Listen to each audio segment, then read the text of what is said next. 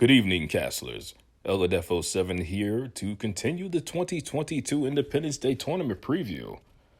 Since Ydtd will be the favorite in this tournament, we're seeing how he does against the rest of the field. Today's comparison will be Ydtd versus Jamaldonovan. The Brooklynite Jamaldonovan grew up in the Linden Houses located in the East New York section of Brooklyn. He's expected to finish 22nd out of 23 players in this tournament. Needless to say, Chess.com doesn't think of him as a strong contender. But games aren't played on paper, people. His career record against Ydtd is 0-4. For those that don't know, that's no wins and 4 losses, career-wise. This evening, we are going to take a look at a game that was played between the two on September 30th of last year. It was completed on October 10th of 2021. This game took place in the 2021 Shocktober tournament. Jamaldonovan had white and Ydtd had black. Since JD had the white pieces, he felt confident, since white has a slight advantage percentage-wise over black because white moves first. So it was almost like JD was the home team and was welcoming Ydtd, the visiting team, into the lion's den of the Linden Houses. As Ydtd entered, all of Jamaldonovan's fans were mean-mugging him as he pulled up a chair to sit down and play this match. Ydtd was apathetic to the mean stares as he too is from Brooklyn. A lesser man would have cowered under such a truculent environment, but not the baddest man in the club, Ydtd. As Ydtd sat down across the board from Jamaldonovan in the hallways of one of the buildings of the Linden Houses, they quickly shook hands and got down to business.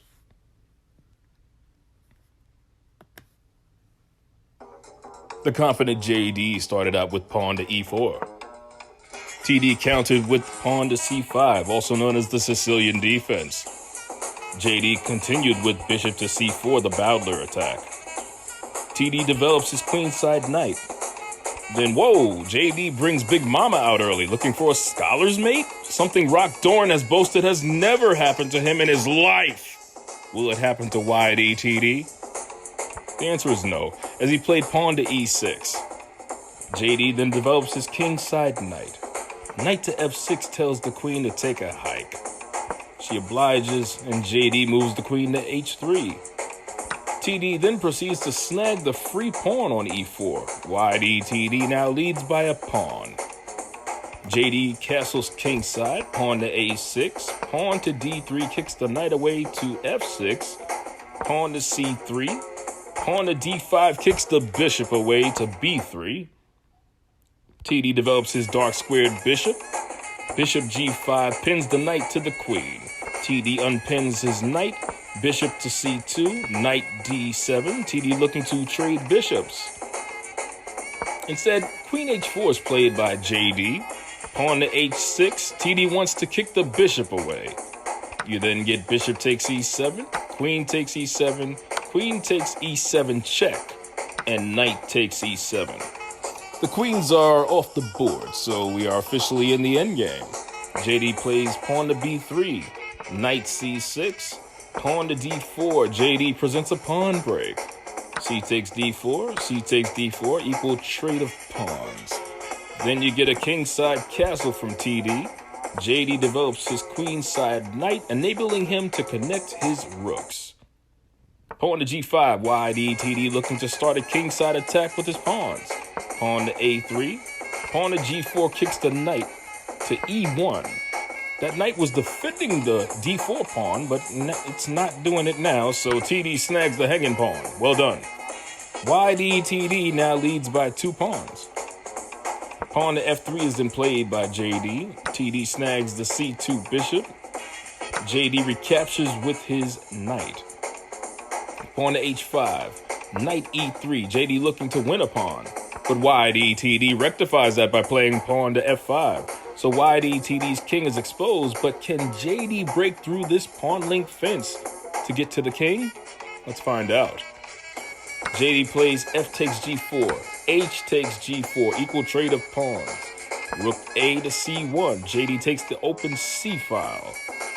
You then get knight to e5, pawn to h3, g takes h3, g takes h3, and rook to f7. Ydtd looking to get his rook in position to attack the king on possibly the g7 square.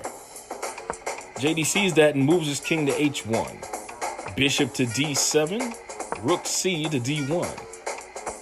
Ooh, bishop c6 is an excellent move from the man who wears the black Stetson, as he has a discovered attack on the king when he moves his d5 pawn. JD peeped that as well and played knight to f3. You then get knight takes f3, rook takes f3, but that means bye-bye rook, as pawn to d4 pins the valuable rook to its king. The rook cannot move out of the way of the bishop on c6 because that would put its king in check. And that's an illegal move, ladies and gentlemen. An outstanding use of tactics from Ydtd. Rook g1 check, JD attacks the king. Rook g7, king to h2. TD then gobbles up the rook and now has a commanding 7-point material lead. Rook to e1, d takes e3, TD gobbles up the knight and he has a 10-point material lead. This is now domination. Rook to g1. JD looking to trade rooks, but that move is beginning. This is the beginning of the end for JD, because that's a forced checkmate in 5 moves. With the line, rook takes g1, king takes g1, pawn to f4, king to h2.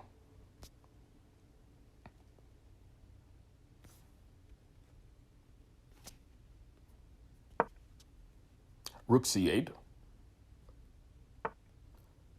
pawn to b4.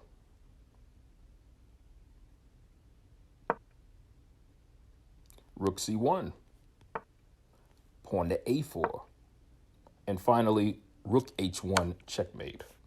Let's see what was actually played, though. After rook g1, Ydtd played rook takes g1. JD recaptures with his king.